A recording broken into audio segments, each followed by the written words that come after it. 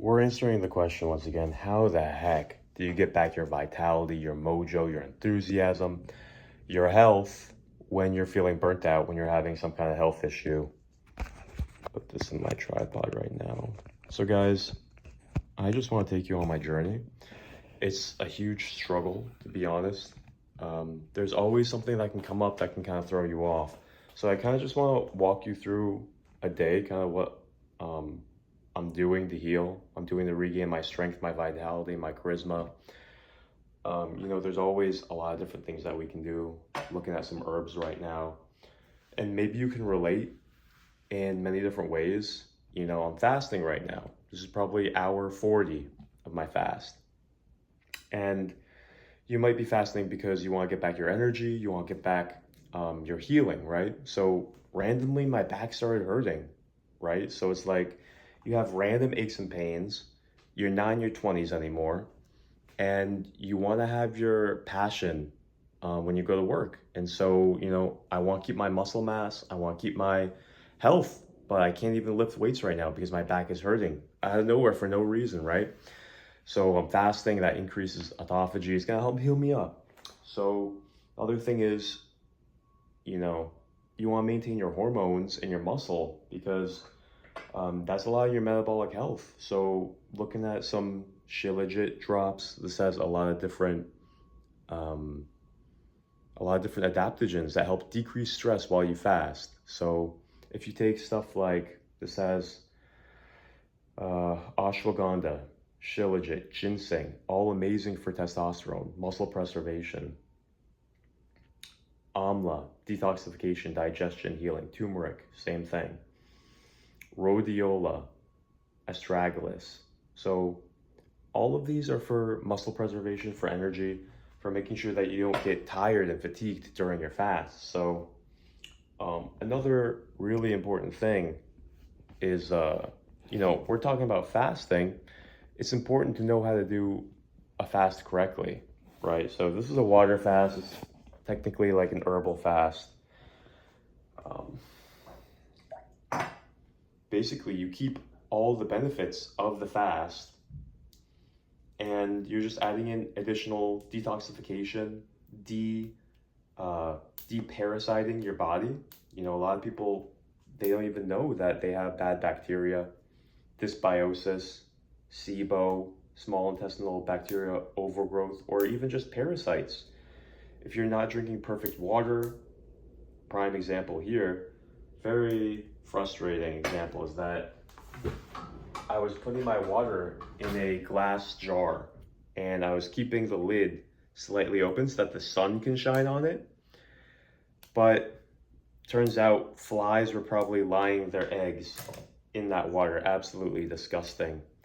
And so I was getting a little bit fatigued after meals, and so there's probably some eggs, just nasty. So doing tons of neem, black walnut, black chestnut, cloves, turmeric, just doing an anti-parasite routine because, that can be another cause for fatigue. So if you're having digestive issues, sleep issues, wow. That is delicious, actually. Wow. I wonder how it tastes so good. There's sea moss in there, all kinds of vitamins, minerals. Really, really important to have minerals during your fast. Really important. So, yeah. What were we saying? We're talking about minerals. Yeah, having all your minerals during your fast is vital. Magnesium, phosphorus, potassium, calcium. You need all those while you're fasting. And Shilajit is one of the best sources, so that's why I'm taking that. So, fasting is one of the best ways to heal everything. So, going to be doing a lot of fasting moving forward.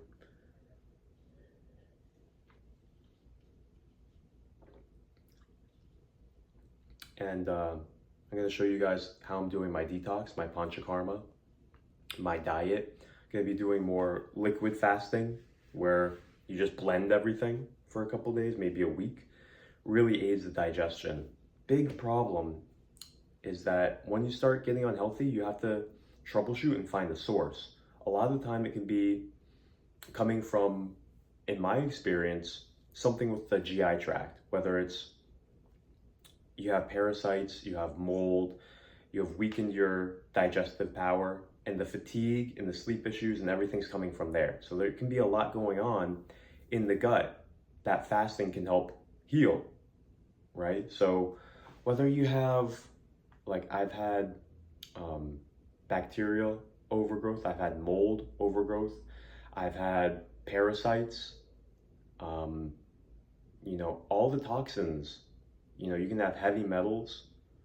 There's so many toxins that can accumulate in our body just from living in this society, that if you're having fatigue and digestion issues, the first thing is, do some fasting. We're going to get into the panchakarma. We're going to get into the cleansing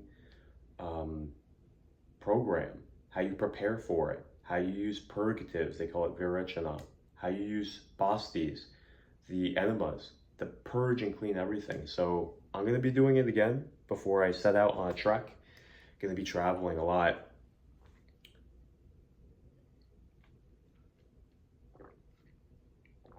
Going to be traveling to Tennessee. Going to be going to see a lot of secret spaces with my friends. So really want to make sure that before you set out on an expedition, you regain your vitality, you regain your digestion power, your energy, your resilience is really what we're looking for, because I don't want to be out there trying to do all this stuff and so excited, but at the same time feeling like you're run down, grumpy, irritable. It's not good. It's not a good vibe. Especially when you're camping out, when you're being challenged to go, go, go. You don't want to be in a mood where your brain isn't working, where your body is malfunctioning. So it makes sense. So anyway, today we're gonna go sell my Camry. We're gonna switch it out with a Subaru Forester. Pretty excited about that. And I'll take you along and show you some highlights, all right?